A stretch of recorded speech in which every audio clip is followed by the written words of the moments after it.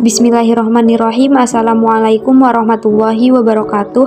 Perkenalkan, nama saya Niki Khairatun Nisa. Saya dari kelas 1A. Di sini saya akan membahas tentang mengenal lebih dalam kurikulum merdeka. Sebenarnya apa sih kurikulum merdeka itu? Kurikulum merdeka sebenarnya adalah bentuk evaluasi dari kurikulum 2013. Kalau nih struktur kurikulum 2013 kurang fleksibel, maka struktur kurikulum merdeka ini dibuat sefleksibel mungkin. Kurikulum merdeka adalah kurikulum dengan pembelajaran intrakurikuler yang beragam, di mana konten akan lebih optimal agar si peserta didik memiliki cukup banyak waktu untuk mendalami konsep dan menguatkan kompetensi. Adapun perbedaan antara kurikulum 2013 dengan kurikulum merdeka antara lain, yang pertama yaitu kurikulum 2013 dirancang berdasarkan tujuan sistem pendidikan nasional dan standar nasional pendidikan.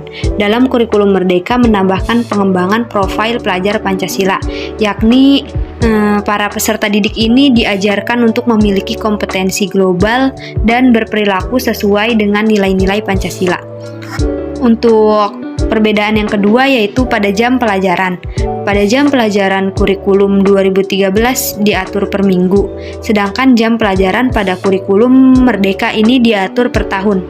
Sebenarnya pada waktu setahun itu tidak ada perbedaan antara jam pelajaran kurikulum merdeka dan kurikulum 2013. Hanya saja sebagian jam tatap muka pada kurikulum merdeka ini dialihkan ke proyek penguatan profil pelajar Pancasila sebanyak 36 jam per tahunnya. Yang ketiga yaitu proses pembelajaran pada kurikulum merdeka dapat dilakukan di mana saja dan kapan saja sesuai kebutuhan serta kemampuan guru dan murid yang diajar. Sedangkan untuk kurikulum 2013 ini mengutamakan kegiatan pembelajaran di kelas. Dan perbedaan yang terakhir yaitu penilaian pada kurikulum 2013 berdasarkan aspek pengetahuan, aspek keterampilan, aspek sikap, dan aspek perilaku. Sedangkan untuk kurikulum merdeka ini lebih mengutamakan penguatan profil pelajar Pancasila, kegiatan intrakurikuler dan ekstrakurikuler. Untuk saat ini, kurikulum merdeka menjadi satu dari 3 opsi kurikulum yang bisa dipilih dan dipakai oleh satuan pendidikan. Itu artinya kurikulum merdeka ini belum wajib digunakan. Kurikulum merdeka akan diterapkan pada semua jenjang, mulai dari PAUD, sekolah dasar, sekolah menengah pertama, sekolah menengah atas, dan sekolah menengah kejuruan. Untuk kurikulum merdeka ini mencakup 3 tipe kegiatan pembelajaran. Yang pertama itu pembelajaran intrakurikuler. Pembelajaran ini dilakukan secara terdiferensiasi, sehingga peserta didik memiliki cukup banyak waktu untuk mendalami konsep dan menguatkan kompetensi. Ini juga dapat memberikan keleluasan bagi para guru untuk memilih perangkat ajar yang sesuai dengan kebutuhan dan karakteristik peserta didiknya.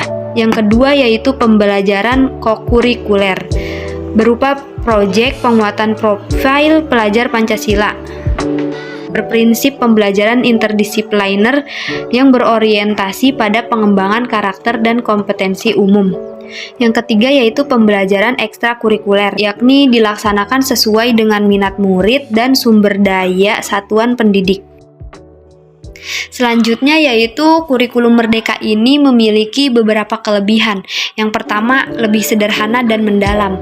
Karena kurikulum ini fokusnya pada materi esensial dan pengembangan kompetensi peserta didik pada fasenya, maka proses pembelajaran ini akan menjadi lebih dalam, lebih bermakna, tidak terburu-buru serta menyenangkan.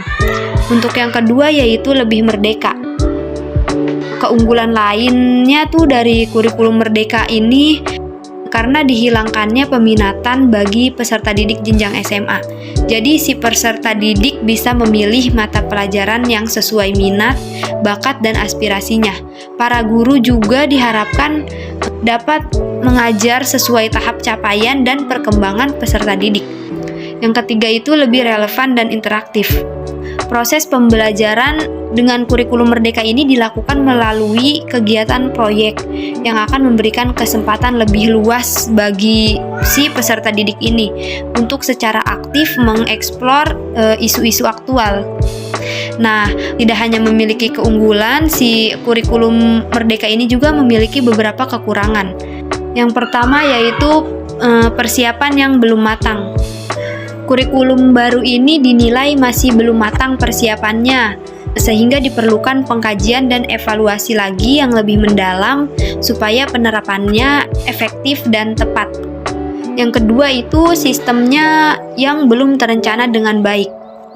Karena prosedur pelaksanaan pendidikan dan pengajaran masih minim pembahasan mengenai upaya peningkatan kualitas pendidikan di Indonesia, maka dari itu kurikulum ini dinilai belum menuju kepada sistem pendidikan dan pengajaran yang terencana dengan baik.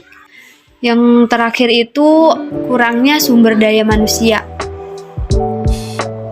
Kurikulum yang baru diluncurkan ini memerlukan sosialisasi dan persiapan yang matang agar mempunyai sistem yang berstruktur dengan baik. Kurikulum ini juga memerlukan sumber daya manusia yang matang, yaitu tenaga pendidik yang berkualitas agar pelaksanaan kurikulum dapat berjalan lancar. Mungkin hanya itu yang dapat saya sampaikan, kurang dan lebihnya saya mohon maaf. Sekian, terima kasih. Wassalamualaikum warahmatullahi wabarakatuh.